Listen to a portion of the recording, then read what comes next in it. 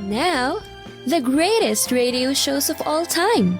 Suspense. The Shadow Node. Washington calling David Harding, counter spy. Classic radio theater. The Great Gildersleeve. Fibber McGee and Molly. Dragnet. Gunsmoke. The Lone Ranger. Now, step back into our time machine with your host, Wyatt Cox. Good evening, friends of the Inner Sanctum. Comedy this hour, the revival of The Adventures of Maisie, as it was broadcast through MGM's radio division. Yes, they did have a radio division for a period of time. This was originally broadcast October 4th, 1951. And this episode, Maisie becomes a... Are you serious? A wrestling manager.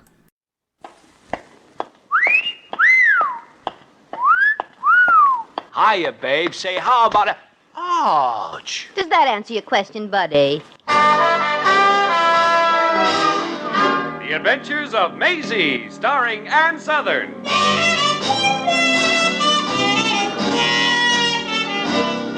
You all remember Metro-Goldwyn-Mayer's famous Maisie pictures. In just a moment, you will hear Maisie in radio, starring the same glamorous star you all went to see and loved on the screen, Ann-Sothern. And now, here's Ann-Sothern as Maisie. Yep, I'm Maisie, like the man said. Maisie Revere of Brooklyn. But right at the moment, it looks like I'm going to be Maisie Revere of Atchison, Topeka, and Santa Fe freight car number 745377. Jeepers, it has more stuff written on it than the fence at Ebbets Field. Well, maybe you wonder what I'm doing here. I had a job in a nightclub that was owned by a woman. Well, she liked the master of ceremonies, and he liked me, and I liked to stay healthy, so I left.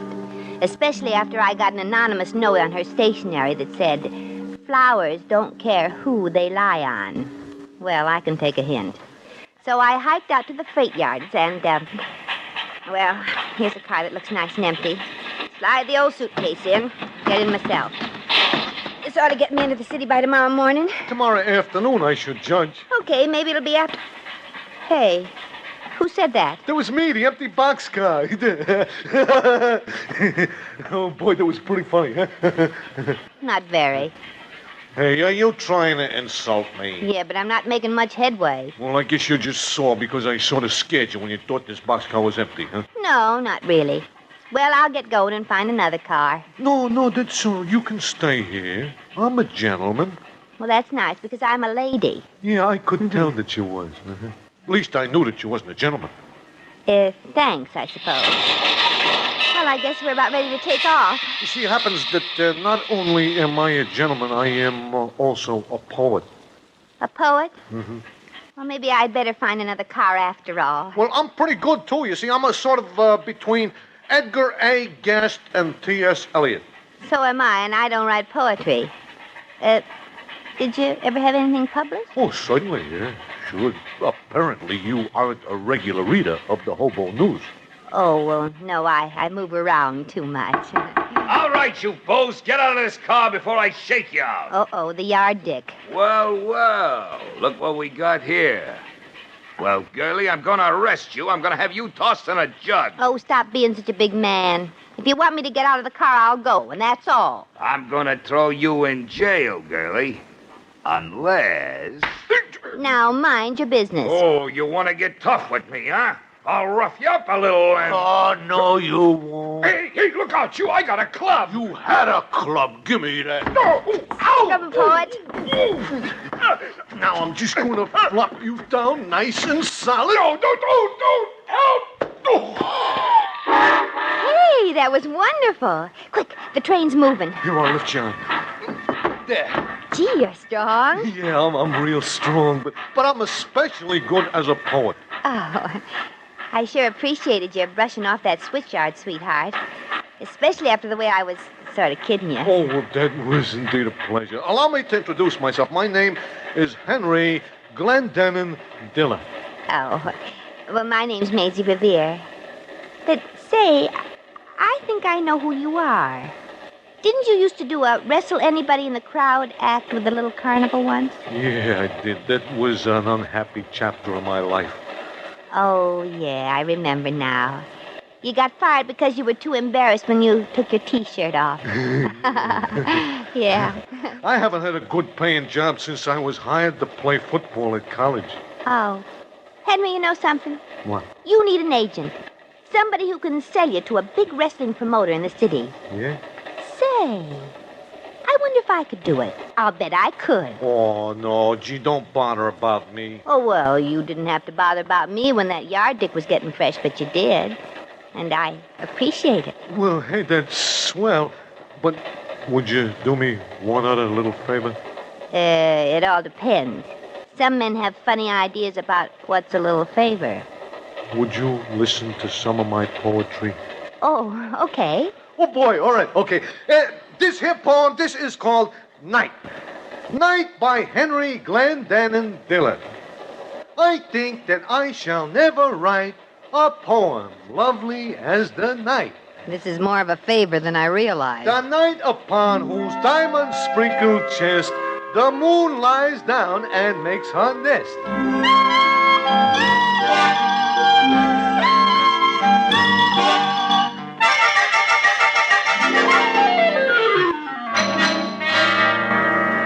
Hey, boss, this here is Maisie Revere. No kid.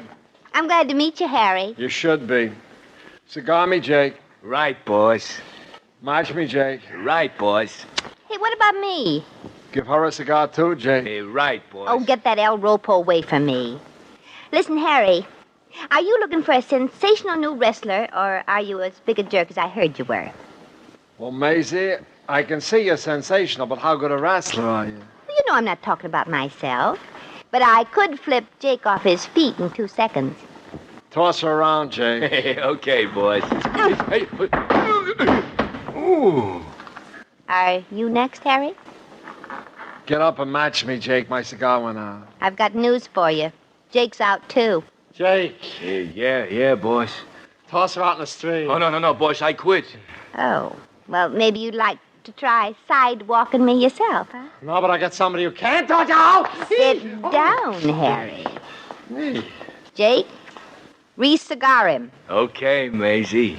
Rematch him. Okay, boss. Maybe you ought to brain him, too. He could use one. What's your proposition? Well, I've got a wonderful wrestler. He's got a terrific physique, he knows all the holds, and was intercollegiate wrestling champion in college. Now, look, Maisie, we don't need no new performers here. It takes too long to get a new man up in the pot. We like our own little stock company. In other words, scram. Okay, Harry. There's another wrestling promoter in this town. I'll go over and see Joey Madero. You're wasting your time, Maisie. I'm Joey Madero, too. Now what are you going to do? Gee. Well, I guess I'll take your first suggestion. I'll scram. Good. It was nice meeting you. Don't come back. Don't worry, I will. I'll find some way to work my wrestler in, whether you like it or not. Oh, just another fresh wrestler who... Hey, that's no wolf. That may be opportunity knocking at my door. Hiya, beautiful. Ah, hello, you gorgeous hunk of plunder. Oh, boy. What's your name, you wonderful thing? I'm Ape Man Anderson. Well, my name's Maisie Revere. Gee, Ape, you sure are stacked. Yes, I sure are. Hey, you want to feel my muscles? Well, not right now. Some other time, huh? Sure, anytime. Oh, boy, oh, boy. I'll give you a call, Ape. You sort of do something to me. Wow!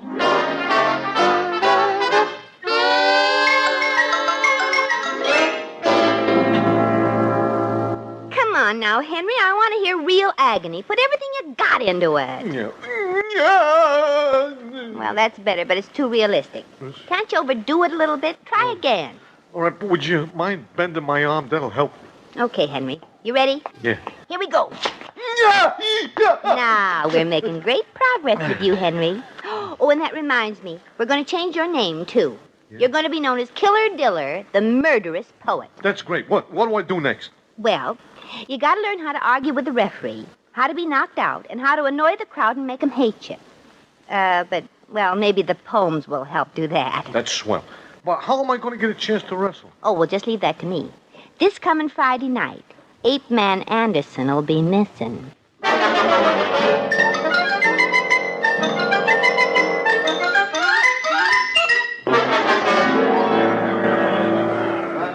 Harry's coming out in just a second, Maisie. Thanks, Jake. What's doing tonight? Oh, Ape Man Anderson ain't showed up. Gee, maybe a break for me.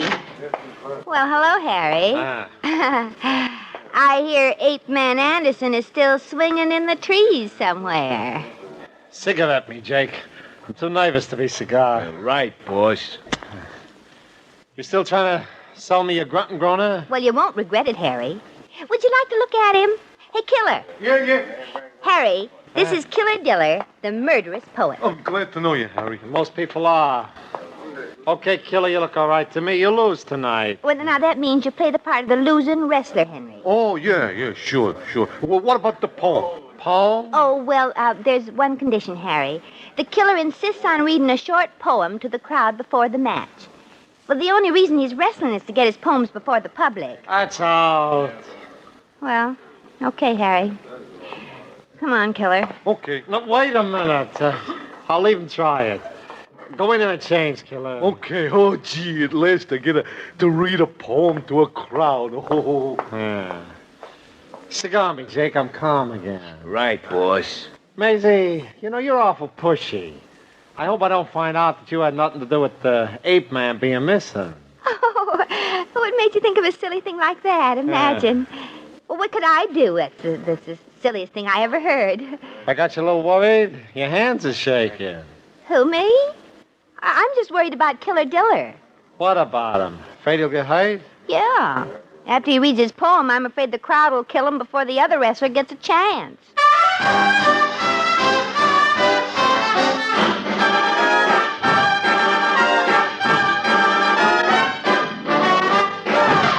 The Adventures of Maisie, starring Ann-Sothern, will continue in just a moment. October 4th, 1951, The Adventures of Maisie on Classic Radio Theater with Wyatt Cox. You know, it's true. Difficult times have a way of focusing us. We have to think about what matters most when it comes to our spending, our health care. No doubt. This is why so many people are joining MediShare right now. MediShare is a trusted way to save up to 50% on your monthly healthcare costs. More than 400,000 people have already made the switch. It's pretty obvious why, too, especially now during this challenging season with healthcare costs and out-of-pocket expenses going up. MediShare can save you a lot of money. The typical family saves $500 a month. And MediShare is a Christian healthcare sharing ministry that's worked beautifully for 29 years. There are different options to choose from to fit your budget. I'll give you the number here in a second, and if you call, you can get a price within 2 minutes. Maybe now is the perfect time to make the switch and start saving. Here you go. Call 833-34-BIBLE. That's 833-34-BIBLE. 833-34-BIBLE. Ann-Sothern played Maisie in 10 movies between 1937 and 1947, and a series on CBS from 1945 to 1947. MGM syndicated the series from 1949 to 1953, and we're fortunate enough, to have a number of those series here. And so we'll hear more of The Adventures of Maisie, starring Ann-Sothern, October 4th, 1951. And now, back to Maisie. Okay, Maisie, I'll announce you to the crowd here, and you can announce Killer Diller. Okay, thanks. What can I say about you? What have you done around here? Well, I've done plenty, but nobody knows it yet. Just tell them my name. Okay.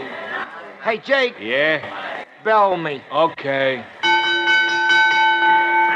Ladies and gentlemen, before the next match, I have the pleasure of introducing to you a young lady who is a famous figure in the sporting world. And what a figure! Ladies and gentlemen, I know her, you know her, we all love her, and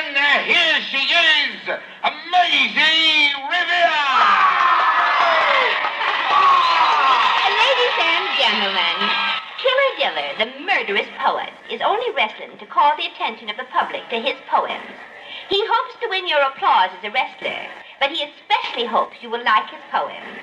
And here he is, Killer Diller, with one of his poems. Quiet, please. Quiet, will you? All right. My poem is entitled The Yellow Crocus. I love the yellow crocus that crops up in the spring. I hate to mow my lawn for fear I'll cut the little thing. I seem to hear the yellow crocus yelling out to me. Crocus, crocus, please don't crocus, but a crocus is your sin. And so I said to the yellow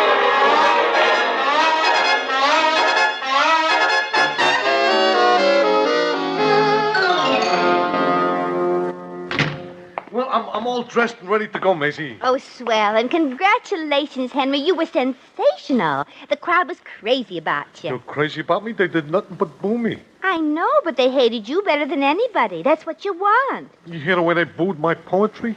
Yeah. Well, of course, sometimes they're on the level. Well, here comes Harry and Jake. Hello, Maisie. Hello, Killer. Hello, Harry. How'd you like it? Was a good show, Maisie. Thanks. Didn't you think the Killer put on a swell performance? Yeah, that poultry gag's a honey. Write a few more from Maisie. Hey, wait a minute. That poetry is no gag because I write those poems myself.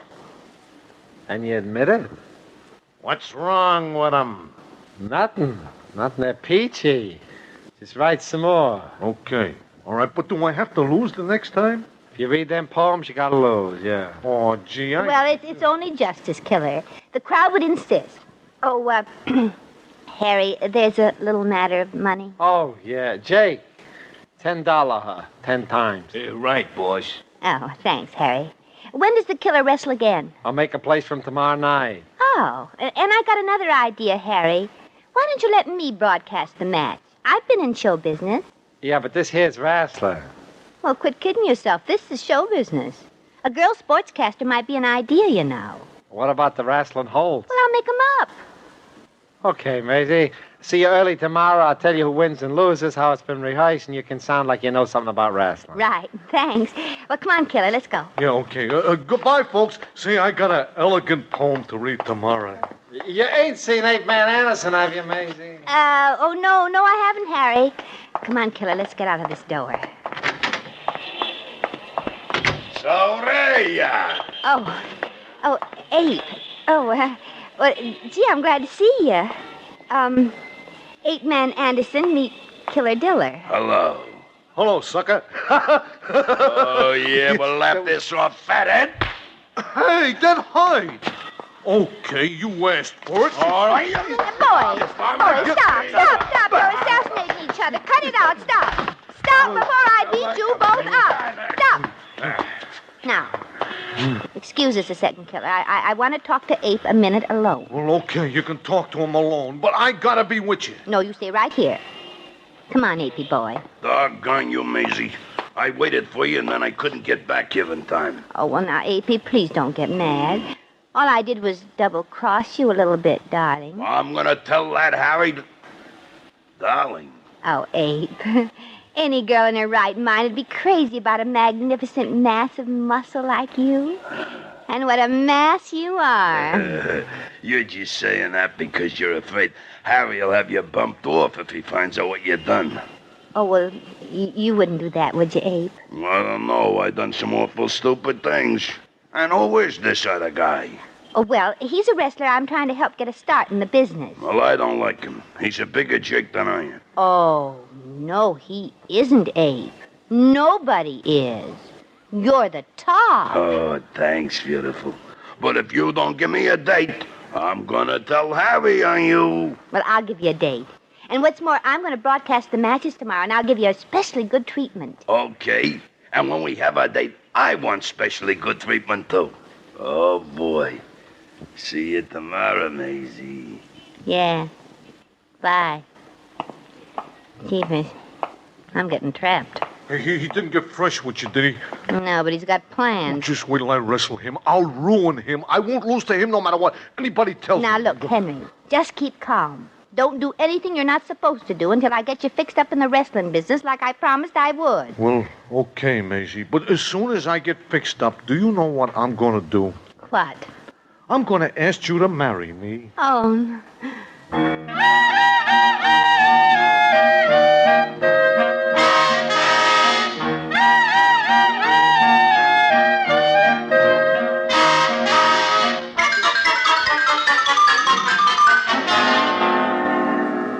You better go in and change now, Killer. And don't forget you lose tonight again. Okay, darn it.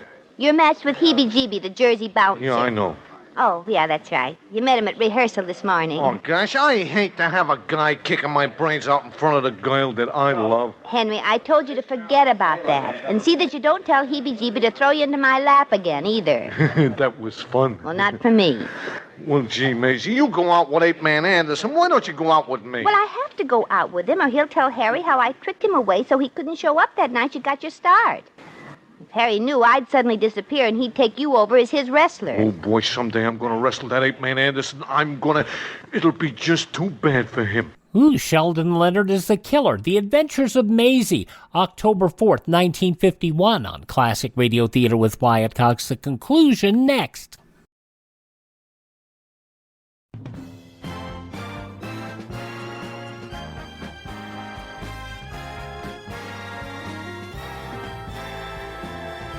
Now on Classic Radio Theater with Wyatt Cox, the conclusion of The Adventures of Maisie, October 4th, 1951.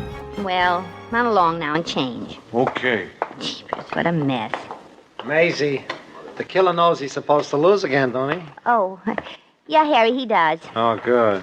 Cigar me, Jay. You're right, boss. Yeah, if anything goes wrong tonight, I'll be in trouble with the syndicate, and you'll be covered with lilies.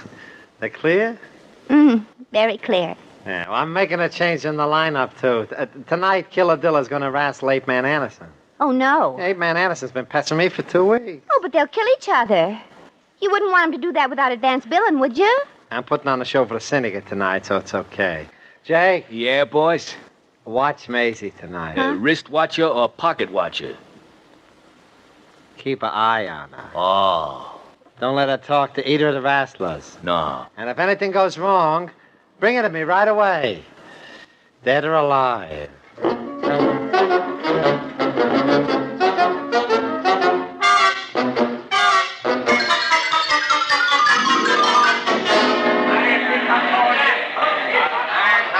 Well, folks, Ape Man Anderson is flexing his muscles in his corner and making faces at Killer Diller. As the Killer comes up to the microphone to be introduced and read his customary poem, as he calls it. The management here was selling empty pop bottles at the gate tonight, and there's a rumor that unless the quality of the Killer's poetry improves, next week they'll rent rifles to the crowd. Here's the ring announcer. And now, ladies and gentlemen, before the match begins, Killer Diller will read one of his famous poems. I can't stand to hear another poem. I'd rather die. A poetry lover just shot himself in the balcony. The management asks you to kindly refrain from throwing bottles at Killer Diller until he is through. And now, here is Killer Diller, the murderous poet. Thank you, my friends. My poem tonight is entitled, Dear Wrestler. Under the spreading ringside lights, the famous wrestler appears. The wrestler, a mighty man is he, with large and sinewy ears. Oh, wait a minute. Ape Man Anderson just leaped to the middle of the mat and snatched the poem from Killer Diller. He's tearing it up. Oh, boy, the Killer is furious and the fight's on. Folks, somebody's going to get murdered tonight, even if it's only your faithful announcer, Maisie Revere. Right, Jake? Right.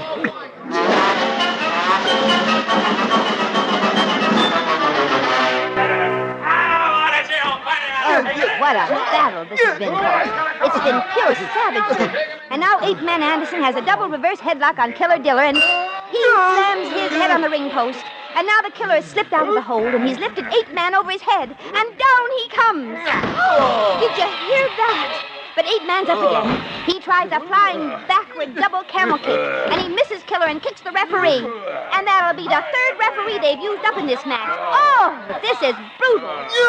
Get him, Killer. I mean, get him, 8-man. And 8-man Anderson just jammed his elbow into the Killer's mouth. And now he's banging Killer Diller's head right up by our microphone here. Get him, 8-man. You've got to win. So that's the way you're feeling. Well, I'll show you. No, Henry, don't do it. Excuse me, folks, but Killer Diller is just... Oh, no. He's just bitten a chunk out of 8-man Anderson, and now he's got 8-man over his head, and he's going to slam him down. Oh, this is Maisie Revere saying goodbye to you and good luck to me. I doubt if you'll hear from me ever again.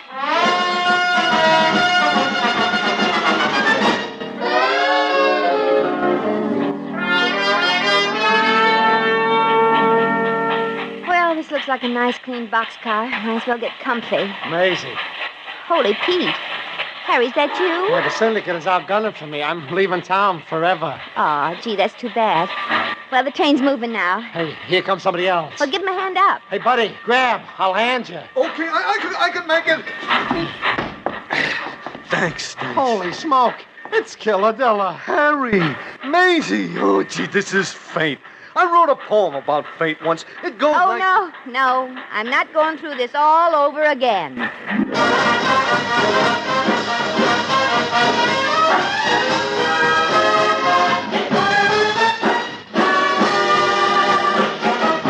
Well, I guess that's life.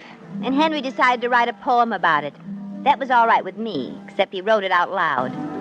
It was more than we could stand, so as the train passed slowly over a river, Harry pushed him out of the door. I congratulated Harry, shook his hand, and then pushed him out with Henry. I figured they'd make a good team. And besides, I think a lady's entitled to a private boxcar. They'd heard of me in the next town, and for a little while I managed 2 Irishmen who fought as a team. I called them Sweeney and Murphy, 2 harps that beat as one. Then I got a telegram from my agent in Hollywood and rushed out there just in time to be turned down for the job. Well, I'm not worried. I'll find something interesting. Come on, Fate. Get going.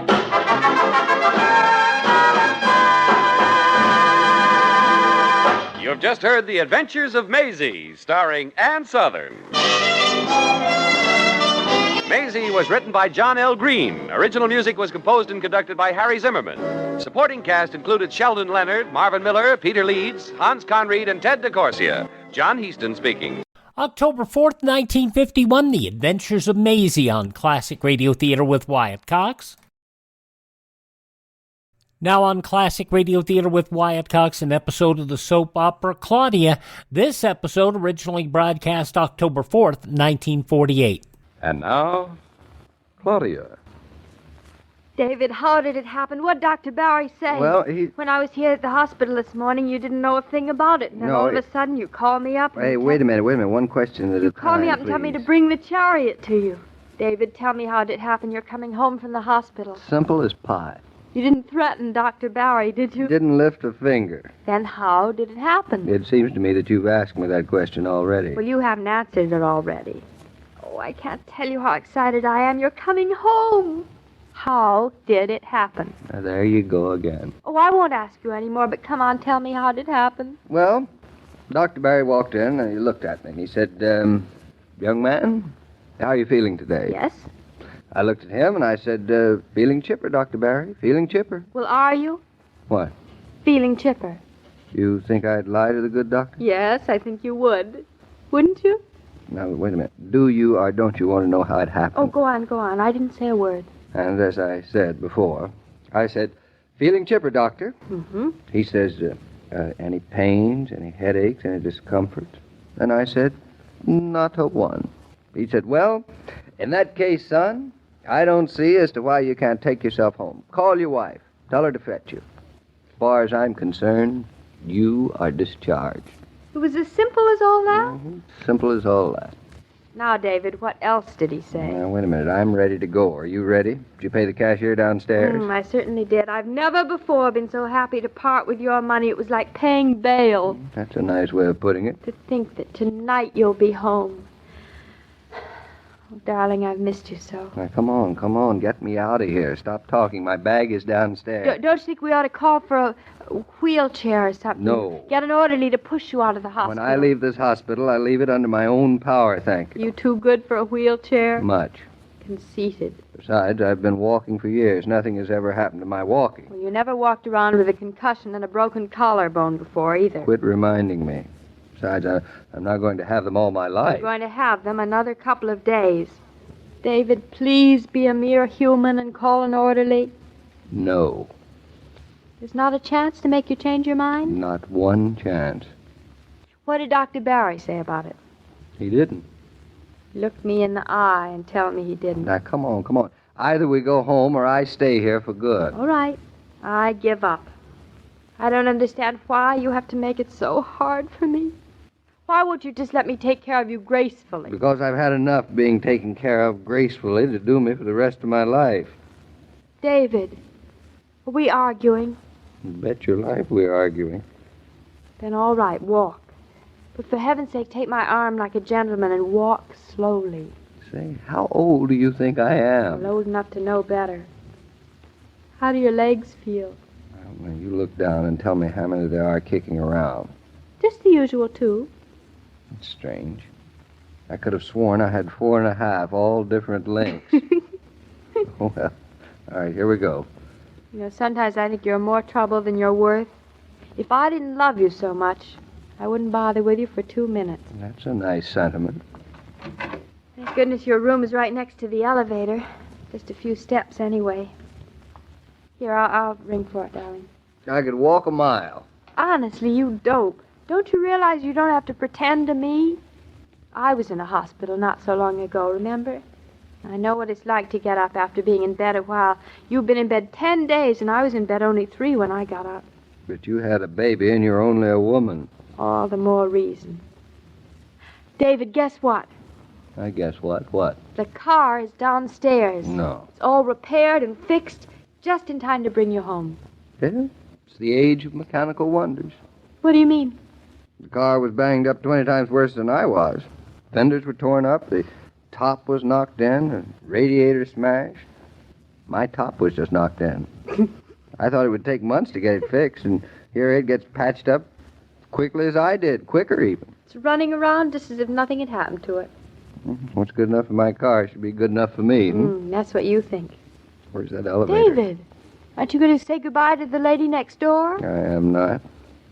Look at all the flowers she has. Dozens. Claudia, get your nose out of that room. Here's the elevator now. Now step carefully, darling. I am not blind. Oh, so you aren't. Mama and the baby can't wait to see you. Ground floor. They both said so? Baby spoke for Mama. Oh, and Fritz and Bertha, since I've told them they're trying to pile up all sorts of things to entertain you and feed you and tell you about. You'd think I'd been sick for all the fuss, wouldn't you? Yes, isn't it silly? But it's a nice hospital. Very grateful to it because you're leaving it. And, David, don't walk so fast. I can't keep up with you. Little Miss Tactful. Well, I'm learning. Too well. Here, I'll hold the door. Boy, Thanks. This is one place I don't care if I never see again. I don't blame you. But I hope I go to the hospital again soon. I don't want Bobby to be an only child. And as spoiled as his mother, I suppose. Thanks for the compliment. Now, here is the car. Doesn't it look wonderful? Looks very I managed to park it right in front of the gate. Aren't I brilliant? Oh, brilliant. Oh, here, I'll help If you lay a darling. hand on me now get out of my way. I suppose you want to drive. Well, you're not. Oh, not, huh? It's about time you realized I'm a good driver.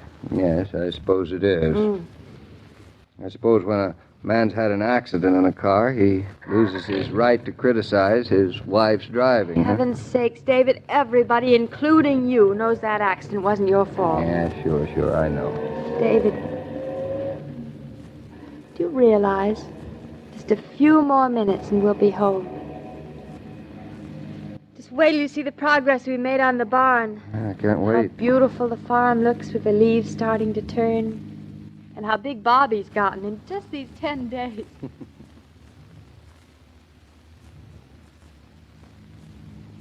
Well, here we are. See the house around the curve? Does it look any different? Oh, and David, look, see up there right behind the house. Can you see? Yeah, Even I know from where here, it you is. can see the work they've started to do on the barn. How do you feel, darling? Oh, me? I'm all right. I feel pretty good. Yeah, there's the barn. Say, they've really gone to work on it, haven't they? Looks good. Everybody's been simply wonderful. They were men working for a cause, and you were the cause. I was the cause. Yes. Oh, don't They wanted to surprise you with everything all finished before you came home. And then here, all of a sudden, you are. Yep. Here I am. Boy, oh boy. The place sure looks beautiful. Doesn't it? Fritz has been working like a Trojan. He didn't want you to think he'd slackened up just because you weren't home. Yeah. Everything seems to have survived pretty well. Except me. No, including you. Oh, now I know you've been sick, all these compliments. You tired? Tired of your questions. I don't blame you, so am I. Hey, you stay where you are. I'll come around to open your side of the car. I'll get Fritz to bring the bag in. Don't you dare touch it. I won't. I don't think I could pick up a match. Good. Anytime you want your pipe lit, you call me. I'm going to love taking care of you, and I'm going to be good at it, too. Yeah, too good, I know. Well, if it's not the squire himself. David, how are you? Mrs. Brown, I'm fine. You look fine. Yes, much better than I expected. Say, you sound as if you expect me to bring home a corpse. Not a strong, healthy young man. Come into the living room, David. I've got everything ready for you. Well, you two women have certainly discovered the meaning of the word efficiency, haven't you? Look, David, Mama's fixed the sofa for you. See, she's got your evening paper on your table, your pipe, your tobacco. You won't have to move for a thing. Oh, David, it's good to have you home. It's been very lonesome having no one to talk to but Claudia. That's a nice thing to say about your only daughter. I haven't had an intelligent conversation since the day you left, David. The same goes for me, Mrs. Brown. Sit down, darling, and put your feet up. Would you like a blanket? What for? It's a perfectly beautiful day. I don't need a blanket. Too good for a wheelchair. Too good for a blanket. Nag, nag, nag, nag, nag. You made me what I am today. This house is very comfortable just the way it is. David doesn't need a blanket. Saved in the first round by his mother-in-law. I am outnumbered. I bow. Listen, we'll all have dinner in here. I'll put up a card table, and that way we can all eat together. No, I'll come into the dining You room. will not. I love eating on a card table. It's sort of like an occasion. And, David, I fixed a bed for you in the den so you won't have to climb the stairs for a few days. Say, what am I, an orchid? Yes, the only orchid I've ever loved. Oh, darling, please look happy. Smile. I'm happy. Well, you'd never know her. Claudia. Yes, Mother? We better tell Bertha we wouldn't have dinner in the dining room. And how about coming in and lending me a hand with the card table? All right, Mama. David, be good while I'm gone. I'll be good, but only if you stop treating me as if you were my governess. Well, I'm going to have to be your governess for a few days. Please don't mind too much. Welcome home. Welcome home yourself. Mama, you in the dining room? Yes, right here at the sideboard. I'm taking out the silver. Mama, I'm sort of worried about David. He even complimented my driving. That's bad. He'll be all right if you are. Me? David's used to being the man in the family. Now, all of a sudden, he finds the wife he's had to protect is not only his wife, his mother, his nurse, and his governess as well. That's just what he called me, his governess. So I expected. I wish there was something I could do, something to make him feel that nothing's changed, that I still need him terribly, more than ever now. He'll find out for himself. Poor David. I've got so much to learn about husbands. Only I didn't love him so much, it'd be simpler. I wouldn't give you 2 cents for it. Love certainly makes people complicated, doesn't it? Maybe it's vice versa. Maybe people make love complicated. Maybe you're right. Well, I'm going to turn over a new leaf, Mama. You're right. David is the man in the family, and he has a right to be his own boss. I'm not going to be a pest or a nag. It's going to be difficult enough for him without that. I'm not going to tell him anything anymore. No more advice, no more orders, no more scolding. Fine resolutions. You wait and see. I'm going to do it. It'll take self-control, but I'll do it. Say, what are you two women looking so serious about? David, what are you doing up? Get back to your couch this instant. Oh, Mama, What have I said? Coke on the job is practically taken for granted in industry. Your day's chores are probably every bit as hard as though you worked in an office or factory, so you deserve to enjoy the pause that refreshes with ice-cold Coca-Cola, too. And you can easily, if you keep plenty of Coke on ice. Why not get a carton at your drugstore or grocery today? Then it'll be ready for you when you're ready for it, and you can work refreshed, as your men folks do. Mr. King, could I have a word with you? Well, certainly, Miss Brown. When you're ill or convalescing from being ill, do you like attention? Well, of course, some. Is that all the hint you can give me? Well, frankly, I think I want attention, but I also want to feel that I'm still the boss. Just as I thought. Man is a very vain animal, Mrs. Brown. Even the best. Well, maybe tomorrow Claudia will find the way to let David know he's still the man of the house. I think so. If there's a way, Claudia will find it. Sure. Mrs. Brown, please tell David I'm glad he's home, will you? Why, of course I will. Now, do please go on with what you were saying. Every day, Monday through Friday, Claudia comes to you transcribed with the best wishes of your friendly neighbor who bottles Coca-Cola. So listen again tomorrow at the same time. And now this is Joe King saying au revoir. October 4th, 1948, Claudia on Classic Radio Theater with Wyatt Cox. Thank you for making us a part of your day. Thank this station, support their advertisers. It's their kindness and courtesy that allows us to be with you each and every time you roll around here on your favorite station. If you miss a day, you don't have to miss a show. All of our shows are available on demand by going to classicradio.stream. That's classicradio.stream. Stream our shows on demand. Learn more about classic radio collecting. Contact me. You can also find our social media links and places where our podcasts are available for download. And you can also buy me a copy. That helps us expand our classic radio collection to bring to you here on your favorite station. Tell all your friends the great radio shows are right here at this spot on the dial. Classic Radio Theater with Wyatt Cox on your favorite station.